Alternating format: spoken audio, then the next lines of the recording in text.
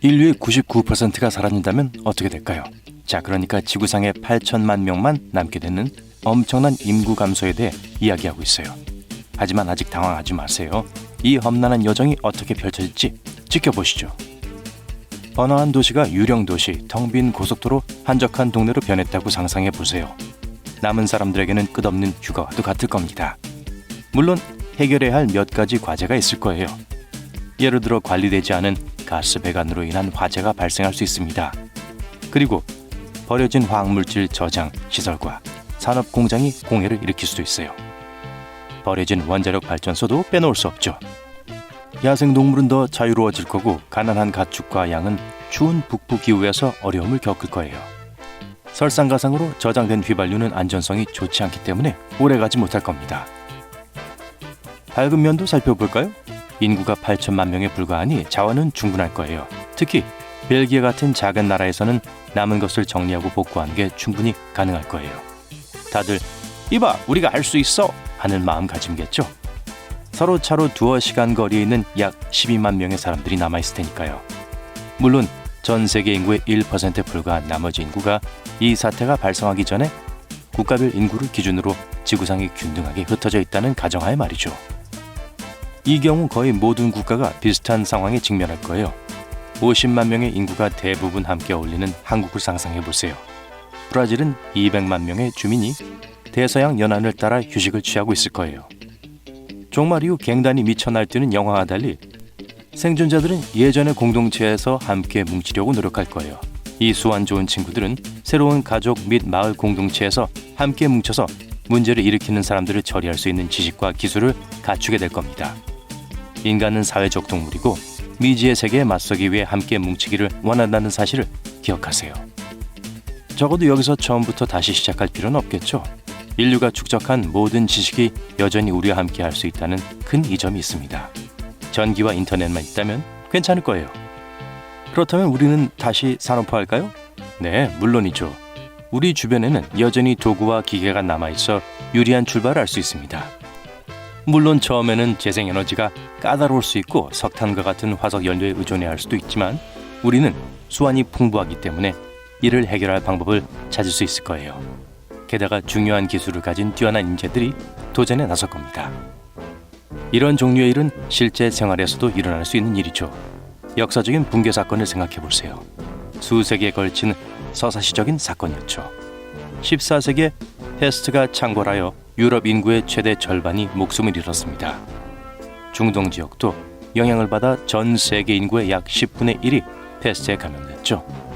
놀랍게도 이 엄청난 사건은 유럽의 기술 및 경제 발전에 부정적인 영향을 거의 미치지 않았고 2세기 후 인구는 결국 이전 수준으로 회복됐습니다. 다른 두 가지 붕괴 사례는 로마와 청동기 시대입니다. 두 문명 모두 기술 발전과 경제적 번영을 누리고 국제무역에 참여했던 인상적인 문명을 몰락시켰어요. 청동기 시대의 붕괴는 기원전 1200년에서 1150년 사이에 일어났으며 미케네 그리스와 히타이트 문명의 몰락과 이집트 및 아시리아 문명의 약화로 이어졌습니다. 오늘날까지도 역사가들은 이 붕괴의 정확한 원인에 대해 확실하지 못하고 있어요. 한때 100만 명이 넘는 인구를 자랑하며 수세기 동안 서로마 제국의 중심지 역할을 했던 로마는 5세기의 급격한 쇠퇴를 맞이했습니다. 수십 년 만에 제국 전체가 무너졌어요. 로마의 인구가 이전의 최고 인구를 넘어서는 데는 1930년대에 이르러서야 가능했습니다. 다행히도 역사적으로 전 세계 인구의 20% 이상이 사망한 붕괴 사건의 예는 없어요. 기계, 도구, 건물 등 물리적 인프라의 많은 부분이 여전히 온전하고 사용 가능하기 때문에 기원전 2500년보다 훨씬 나은 위치에 있을 거예요. 나머지 8천만 명의 생존자들은 인류가 축적한 풍부한 지식에 접근할 수 있을 겁니다. 또한 일부 개인은 엔지니어나 화학자처럼 중요한 직업을 가질 수도 있어요. 일부 사람들은 농업 지식을 보유해서 인구의 식량을 공급하는 데 도움을 줄 가능성이 높습니다. 좋아요. 하지만 이 시나리오를 좀 더 개인적으로 만들어 볼게요. 어느 날 눈을 떴는데 인구의 99%가 실종된 걸 발견한다면 분명 압도적이고 초현실적인 경험이 될 거예요. 생존이 최우선 과제가 될 거고 행동은 주로 사용 가능한 자원과 기술에 따라 달라질 거예요. 여러분은 아마도 이렇게 행동할 겁니다. 무슨 일이 일어났는지 이해하려면 잠시 시간이 걸려요. 갑작스러운 사람들의 실종은 충격적이고 혼란스러운 일이겠죠. 어벤져스에서 일어난 일처럼 친구와 가족도 사라졌을 거예요. 식량, 물, 쉼터, 의료품 등 생존에 필수적인 물품을 확보하는 데 가장 중점을 두어야 합니다. 가까운 식료품점, 약국, 창고를 방문해서 장기간 지속될 수 있는 식량을 확보해야 해요. 그런 다음 다른 생존자를 찾아야 합니다. 현재 많은 사람들이 식량 재배, 물 정화, 호신술과 같은 필수 기술이 부족해요. 인터넷도 없고 유튜브 튜토리얼도 없다면 이런 기술을 배우기 시작해야 할 텐데요. 도서관, 박물관, 교육기관에는 세계와 역사에 관한 수많은 정보가 있습니다. 일단 커뮤니티를 형성하고 나면 여러분과 동료들은 내일이 없는 것처럼 커뮤니티를 지켜야 할 거예요. 어차피 그 시점에서는 커뮤니티가 없는 것처럼 느껴질 수도 있죠. 대부분의 기술이 초기에는 여전히 작동할 수 있지만 전원을 보호해야 합니다. 그러기 위해서는 매우 조심해야 해요. 세상이 혼란에 빠질 수 있으니 잠재적인 위험에 대해 경계하고 주의를 기울여야 합니다. 적절한 법 집행과 거버넌스가 없다면 야생동물, 자연재해, 심지어 적대적인 다른 생존자들에 의한 위협도 있을 수 있어요. 이제 최상의 시나리오와 최악의 시나리오를 살펴봅시다. 많은 사람들이 갑자기 사라지면 광범위한 혼란이 발생해서 대규모 사고와 피해가 발생할 수 있어요.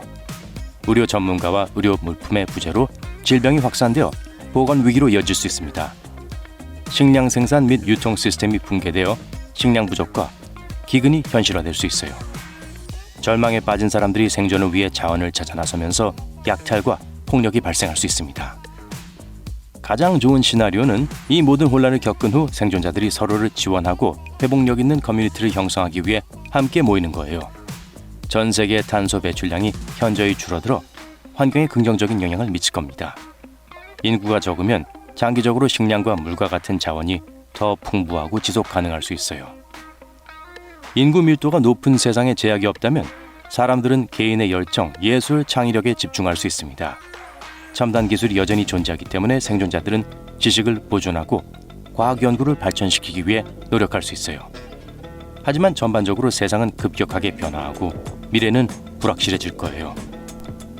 여러분과 다른 생존자들의 행동이 새로운 세계를 형성하고 그 궤도를 결정하는 데 중요한 역할을 할 겁니다. 낚시 전문가가 된 기분이 드세요? 가까운 수역으로 가서 수중 간식을 낚아 올리는 행운을 시험해 보세요. 자, 여기 아이디어가 있습니다. 녹색 엄지 슈퍼스타가 되어보세요. 씨앗을 심고 작물을 가꾸고 미니 농장이 번성하는 모습을 지켜보세요. 농장에서 식탁까지 요리하고 싶으신 분? 털복숭이 친구들은 어때요? 떠돌아다니는 동물들이 보일 때 친구가 되어주면 충성스러운 반려동물을 얻게 될 거예요.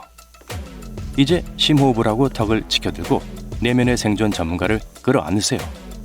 험난한 여정이 될 수도 있지만 여러분에게는 종말 이후의 삶의 향연에서 성공할 수 있는 정신과 기술이 있다는 것을 기억하세요. 그러니 밖으로 나가세요.